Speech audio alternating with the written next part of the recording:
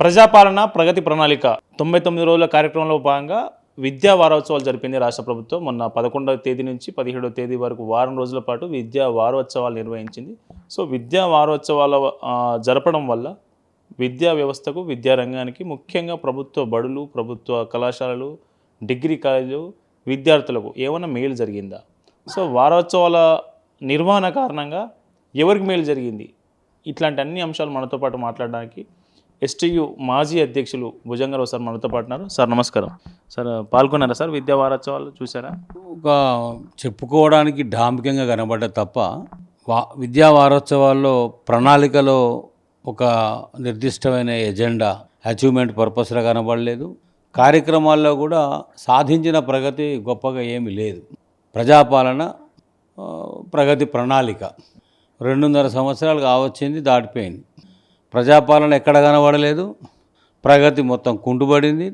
దానికి ప్రణాళిక మరి ఉన్నదా లేదా అర్థం కాని పరిస్థితి. ఇప్పుడు ఎప్పుడైనా కానీ మనము పల్లెటూరు నుంచి వచ్చిన పల్లెటూరు బిడ్డలం, రైతు బిడ్డలం కాబట్టి సమాజంలో ఒక రైతు పంట పండిస్తే, ధాన్యం వస్తే, అనుకున్నటువంటి టార్గెట్ మేరకు పంట పండితే ఆనందం, ఆ తృప్తి మేరకు పశువుల పండగ, ఇంట్లో పండగ, ధాన్యంతో పండగ, ఆ ఉత్సవం వేరే ఉంటుంది.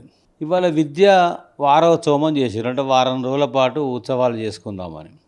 రైతు ఉత్సవాలు కూడా చేసిండు ఆడ ఖమ్మంలో. రుణమాఫీ కాలేదు, రైతు బంధు అందలేదు, రైతు భరోసా లేదు, గిట్టుబాటు ధర లేదు, మద్దతు ధర లేదు, సస్తున్నాము అని ఏడుస్తూ ఉంటే రైతులు సాధించిన ఘనత ఏదో ఉన్నట్టు ఖమ్మంలో పోయి ఒక మీటింగ్ పెట్టుకున్నారు. ఇది కూడా అట్లనే చచ్చింది, దాదాపుగా అంతే చచ్చింది ఇక్కడ. ఎందుకంటే నేను ఒక సంఘానికి దాదాపుగా ఒక 2 దశాబ్దాల కాలం అనేక స్థాయిలో లీడర్షిప్లో పనిచేసిన వ్యక్తిని, అనేక ముఖ్యమంత్రులను చూసినా, విద్యామంత్రులను చూసినాం. ఈ తెలంగాణ రాష్ట్రంలో అంటే నేనంటే చాలామంది ఏమంటారంటే భుజంగారావు గారు రేవంత్ రెడ్డి గారిని విమర్శిస్తారు. రేవంత్ రెడ్డి ఇక్కడ టార్గెట్ కాదు, రేవంత్ రెడ్డి నాకు పర్సనల్ శత్రువు కాదు. పార్టీలు ఏవైనా, ప్రభుత్వాలు ఏవొచ్చినా కూడా ప్రజాహితం కొరకు పనిచేయాలి. తను గద్దెనెక్కే వరకు ఉన్నటువంటి స్థితి నుంచి కొంచెం మేలు జరగాలి, కొంత పురోగమిస్తే నిజమే కదా, మార్పు వచ్చింది, జరుగుతుంది అనుకుంటాం. మార్పు పేరుతో అధికారంలోకి వచ్చిన ఈ ప్రభుత్వం అన్ని వర్గాల ప్రజలను మార్చడం తప్ప మార్పు ఏ కోశాన కూడా లేదు. సార్ ఇప్పుడు మనకు విద్యా వారోత్సవాల ప్రారంభం రోజు ఎల్బీ స్టేడియంలో మీటింగ్ పెట్టారు. అక్కడ మాట్లాడారు, సీఎం రేవంత్ రెడ్డి మాట్లాడారు. ఆయన మాట్లాడిన వాటిలో కొన్ని క్వశ్చన్లు మిమ్మల్ని అడుగుతున్నాను. సో ప్రధానంగా ఏంటంటే, ఈ విద్యా వారోత్సవాల సందర్భంగా మేము కిట్ ఇవ్వబోతూ ఉన్నాం, పిల్లలకి కిట్ ఇస్తూ ఉన్నాం. అట్లాగే బ్రేక్ఫాస్టు, అట్లాగే మెన్యూలో ఇప్పటివరకు లేదు, మెన్యూలో ఈసారి పేద పిల్లల ఆకలి తీర్చేందుకు మెన్యూలో చేపలను కూడా పెట్టబోతా ఉన్నామని ఒక ప్రకటన చేశారు. సో ఏం చెప్తారు వీటి మీద? ఇప్పుడు చేసేదేమో గోరంత, చెప్పేదేమో కొండంత రాగం తీసి ఏదో పాట పాడని అంటారు కదా, అట్లా ఉన్నది ఈయన పద్ధతి. చిన్న దానికి మీటింగ్స్ పెట్టడం, ఊదరగొట్టే ఉపన్యాసాలు చెప్పడం, చెప్పిన దాంట్లో ఆ చెప్పిన మాటలు అక్కడనే మర్చిపోవడం, అమలు చేద్దామనేటువంటి ఆలోచన లేకపోవడం, ఈ రకమైనటువంటి పరిస్థితి కొనసాగుతూ ఉంది. అంటే బడిఈడు పిల్లలకు, బడిలో చదువుకునే పిల్లలకు రేవంత్ రెడ్డి గారి పుణ్యమో, చంద్రబాబు నాయుడు గారి పుణ్యమో, కేసీఆర్ గారి పుణ్యమో మధ్యాహ్న భోజన పథకం కాదు. అందరికీ తెలవాల్సింది ఏంటంటే, అనేక రాష్ట్రాల్లో, దేశవ్యాప్తంగా కేంద్రపాలిత ప్రాంతాల్లో 28 ఆనాడు ఉన్నటువంటి 28 రాష్ట్రాల్లో పిల్లలు అర్ధాకలితో ఒక ఆర్థిక, సామాజిక, రాజకీయ చితికిపోయినటువంటి శిథిలమైన పరిస్థితి నుంచి పేద పిల్లలు వస్తున్నారు ప్రభుత్వ బళ్ళకి.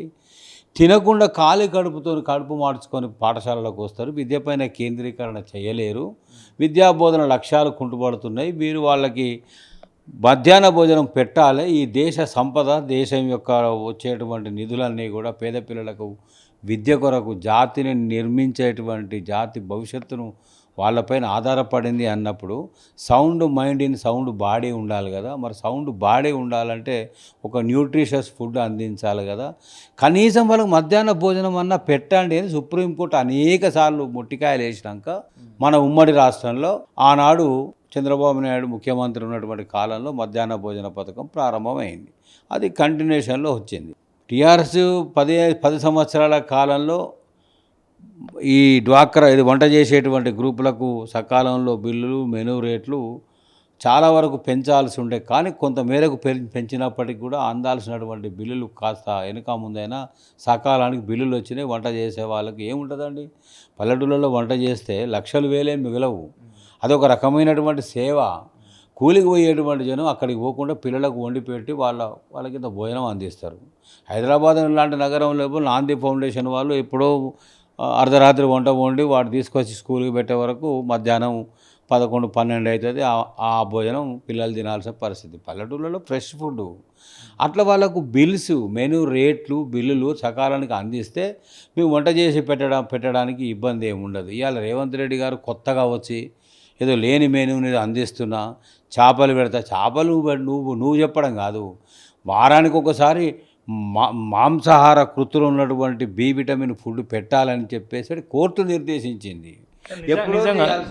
నిజంగా చేపలు పెట్టడం సాధ్యమవుతుంది సార్? ఇప్పుడు ఉన్న మధ్యాహ్న భోజనంలోనే నీళ్ళ చారు, పురుగులన్నం, లేకుంటే ఇట్లాంటి కంప్లైంట్స్ ఎక్కువ వస్తూ ఉన్నాయి కదా. ఈ చేపలు మెనూలో పెట్టడం, దానిలో ముళ్ళు ఉంటాయి, అది కాంప్లికేటెడ్ ఫుడ్ కొంత పిల్లలు తినేటప్పుడు. సో మధ్యాహ్న భోజనం బాగాలేదనే హెచ్ఎంలను, టీచర్లను సస్పెండ్ చేసిన ఘటనలు అనేకం ఉన్నాయి. మరి చేపలు ఇప్పుడు పెట్టే ఫుడ్ హెల్దీ ఫుడ్, పౌష్టికాహార సమతుల్య ఒక న్యూట్రిషియస్ బ్యాలెన్స్డ్ ఫుడ్ పెట్టమనే డిమాండ్ కూడా మేము అడగట్లే. మేము ఏమడుగుతున్నామంటే మన పిల్లలు ఇళ్ళల్లో తినగలిగే ఫుడ్. రేవంత్ రెడ్డి మనవడు ఒకప్పుడు అన్నాడు ఆయన ఉపన్యాసంలో, ఆ మంత్రి కొడుకు తింటాడే, ఈ ఎంపీ కొడుకు తింటాడే, ఈ కేసీఆర్ మనవడు తింటాడే అని అన్నాడు. మరి నీ మనవడు తింటాడా?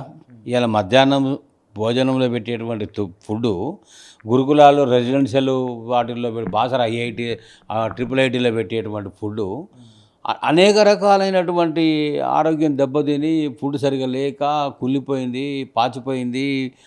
ఆ రకమైనటువంటి ఆహార లోపం వల్లనే పిల్లలు అనేక మంది 162 మంది పిల్లలు ప్రభుత్వ గురుకుల పాఠశాలల్లో, IIIT లాంటి పాఠశాలల్లో విద్యా ప్రమాణాలు బాగుంటాయి అనేటువంటి ఆశపడి వచ్చినటువంటి పిల్లలు అసలు తల్లిదండ్రులు కరువు అయిపోయారు కదా, చనిపోయారు కదా.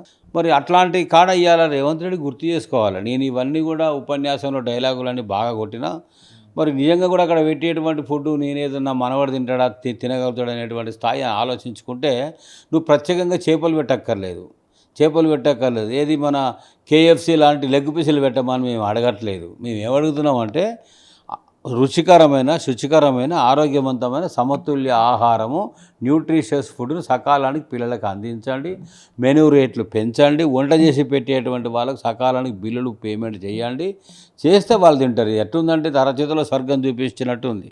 మొన్నటిదాకా మాకు అందరికి 6 నెలలకే PRC ఇస్తా, వచ్చినాక 5 DAలు ఇస్తా, నేను రావంగానే మొత్తం రిటైర్మెంట్సే ఉండవు, ఏడుపులే ఉండేయంటే రోజు ఏడుపులే, రోజు చచ్చిపోవడం అవుతుంది, రోజు హాస్పిటల్లో పడేది, మొత్తుకున్నా చచ్చినా రోగాలు వచ్చినా పట్టించుకోకుండా పలకరింపులైనటువంటి పరిస్థితి ఎట్లా మాకు కరువైపోయిందో, ఆ మార్పు పేరుతో ఆశగా ఇది ఆకాశం బాగా కమ్ముకొస్తే, మేఘాలు బాగా కురుస్తే కుంభవృష్టి వస్తుందని చెప్పేసి అదను కోసం రైతు ఎట్లా చూస్తాడో, ఇవాళ ప్రజలందరూ కూడా, రైతులందరూ కూడా, నేతన్నలు, గీతన్నలు, కార్మికులు, కర్షకులు, విద్యార్థులు, మేము నిరుద్యోగులం అంతా కూడా ఆశగా ఈ ప్రభుత్వం వైపు చూసిన మాట వాస్తవం. ఎందుకంటే నువ్వు అలవి కానీ హామీలు మేము అనుకోలే, 420 సాధ్యంగానే హామీలు అనుకోలే, అరచేతుల స్వర్గం అని అంతా కూడా అనుకోలే.